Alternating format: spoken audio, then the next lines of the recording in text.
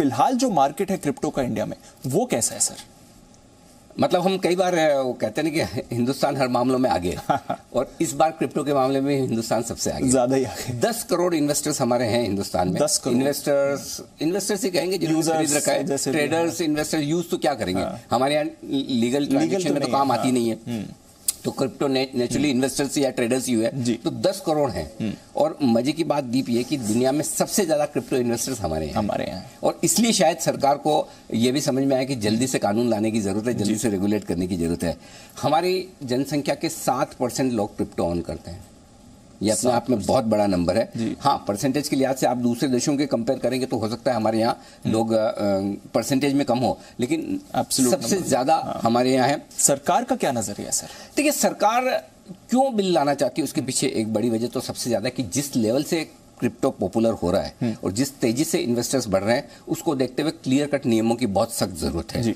और नियमों की जरूरत इसलिए कि अब तक पैसा बन रहा है, अच्छी बात है, सबका बना है आमतौर पर। कभी कभार कोई बहुत तेजी से गिर जाए और लोगों को लगता है कि अब बेच के निकल जाएं, या वो एक अलग बात है। अदरवाइज आमतौर पर क्रिप्टो इन्वेस्टर्स ने पैसा बनाया है आमतौर पर, और वो अच्छी बात है। लेकिन ये पैसा बनते रहे या फिर इस पैसे की सेफ्टी रहे। सेफ्टी किस लिहाज से? आपका क्रिप्टो पर खरीदने या बेचने का कॉल गलत हो सकता है, लेकिन क्रिप्टो ही डूब जाए ये नहीं होना चाहिए। तो उस लिहाज से इन्वेस्टर्स की सिक्योरिटी, या कोई आपका एक्सचेंज ही ना डूब जाए, उस लिहाज से सरकार कानून लाना चाहती है। तो सरकार की पहली चिंता ये। दूसरा ये कि क्रिप्टो को लेकर कई सारे ऐसे एडवर्टाइजमेंट आते हैं कि ये हो जाएगा, वो हो जाएगा, आप रातों रात करोड़पति बन जाएंगे, ये हो जाएंगे।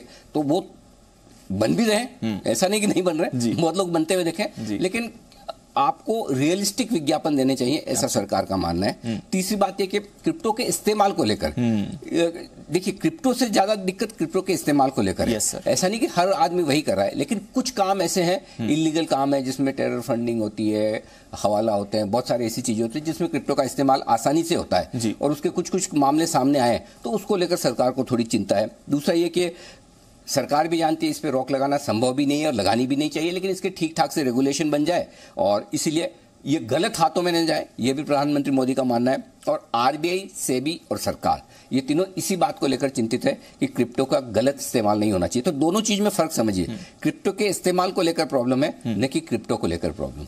तो क्या नापसंद है या क्या खराबियां हैं क्रिप्टो को लेकर? देखिए, खराबियां तो क्रिप्टो को लेकर कम है, क्रिप्टो के इस्तेमाल को लेकर ज्यादा है कि गलत कामों में इसका इस्तेमाल होने की खबरें आती है। क्रिप्टो को लेकर कई सारे फ्रॉड और स्कैम के मामले भी आए हैं। ऐसा नहीं कि दूसरी एसेट क्लास में नहीं आते, कि सोना चोरी नहीं हो जाता है, इक्विटी में नहीं होता, हर जगह होता है, लेकिन यहां भी है। एक जो सबसे बड़ी समस्या क्रिप्टो को लेकर है, अगर वो शायद ना हो तो बहुत लोगों को इससे कंफर्ट हो, और वो कि नाम तो लगता है करेंसी, लेकिन उतार चढ़ाव किसी भी मिड कैप स्मॉल कैप पैनी शेयर से भी ज्यादा है। जिस लेवल करेंसी कभी इतनी ऊपर नीचे नहीं होती, करेक्ट। सो वो जो वोलेटिलिटी है, उस वोलेटिलिटी को लेकर कई लोगों को चिंताएं भी है और उस पर सवाल भी है। ट्रांजैक्शन चार्जेस बहुत ज्यादा हैं, जो कि इवेंचुअली शायद धीमे धीमे कम होंगे। और एक और जो सबसे बड़ी समस्या है वो है कि किसी भी सरकार या सेंट्रल बैंक, ना सिर्फ इंडिया में, इंडिया के बाहर भी, इन पर किसी तरह का कोई डायरेक्टली या इनडायरेक्टली कंट्रोल नहीं है। यही इसकी पॉजिटिव चीज भी है और यही इसकी सबसे नेगेटिव चीज भी है। रेगुलेशन नहीं है, रेगुलेशन, और यही सरकार लाने की कोशिश कर रही है। तो चलिए सर, सरकार ने तो अपनी इंटेंट बता दी है कि रेगुलेशन हम लाना चाह रहे हैं, पर कल शाम से जो ये एक ट्रेंड हो रही है, काफी सारी चीजें हैं, काफी सारे सवाल ऐसे उठते हैं जहां हमें थोड़ी क्लैरिटी, थोड़ी सफाई चाहिए। ये कौन से सवाल उठ रहे हैं अब ये जो सरकार ने बात? इस पूरे शो का सबसे खास पॉइंट ये है दीप जी कि कौन कौन सी बातें ऐसी जो क्रिप्टो को लेकर बेहद साफ होने की जरूरत है। क्योंकि जो रूल बनने जा रहा है, जो नियम कानून बनने जा रहा है, वो ये कह रहा है कि प्राइवेट क्रिप्टो को बैन किया जाए, उन्हें बंद किया जाए।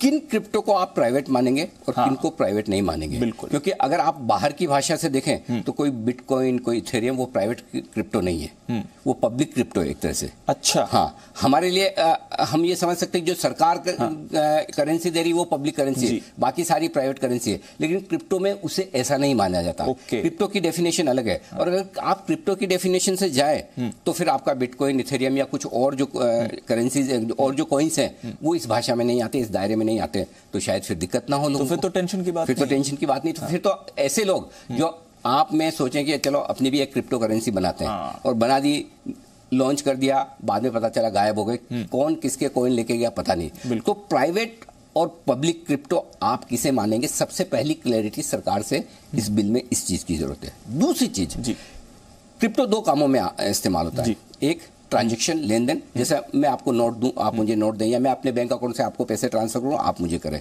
तो क्या ट्रांजैक्शन पर बैन होना का? हाँ। या फिर इसे इन्वेस्टमेंट के तौर पर आप खरीद या बेच नहीं सकते? ओके, दोनों में फर्क है। करेंसी के तौर पर आप खरीद बेच सकते हैं। मैं अगर विदेश यात्रा के लिए जा रहा हूं, मैं डॉलर खरीदता हूं, डॉलर में मैं भुगतान करता हूं, पैसा लेता देता हूं, ये हो गया। लेकिन क्या डॉलर में मैं इन्वेस्टमेंट कर सकता हूं? एज ए करेंसी मुझे डॉलर में इन्वेस्ट करना अलाउ नहीं है भारत के कानून के हिसाब से। तो जो सरकार बैन करने की सोच है, ये क्लैरिटी आनी जरूरी है कि सिर्फ लेन देन पर बैन होगा या एज एन इन्वेस्टमेंट पर भी बैन होगा। ठीक है सर। तीसरी चीज जो सबसे इंपॉर्टेंट, जिन लोगों ने पहले से ले रखी है, अभी तक तो बैन नहीं है जी, उनका क्या होगा? एब्सोल्युटली, उनको एक एग्जिट रूट मिलना चाहिए जी, समय से वो निकल पाए, इसकी सुविधा होनी चाहिए। तो उस पर क्लैरिटी आनी चाहिए कि उन्हें कब तक समय है, अगर बैन कर रहे हैं तो, और नहीं कर रहे हैं तो बहुत अच्छी बात है। रेगुलेट कौन करेगा जी? क्या कोई सरकार रेगुलेट करेगी, कोई मंत्रालय होगा, कोई आरबीआई करेगा, या कि सेबी की तरह कोई एक नया रेगुलेटर आएगा जो क्रिप्टो को रेगुलेट करे? बिल्कुल। या आरबीआई के अंडर में कोई एक अलग डिपार्टमेंट हो? कुछ न कुछ वैसा होना चाहिए कि किसके अंडर में आज क्रिप्टो को लेकर, सपोज आपने किसी एक्सचेंज से क्रिप्टो खरीदा और आपको कोई समस्या, आप किसके पास जाके कंप्लेन करेंगे? अभी तक सब ठीक चल रहा है इसलिए ठीक है। अगर किसी दिन कोई एक्सचेंज उड़ गया, आप किससे जाके कंप्लेन करेंगे? फिर तो आप कहेंगे कि सरकार तो सो रही थी। तो एक रेगुलेटर होना जरूरी है। उसके बाद सबसे इंपॉर्टेंट चीज है, सरकार क्रिप्टो को क्या मानती है। ये क्लैरिटी अगर आ गई ना, तो 90% प्रॉब्लम सोल्व।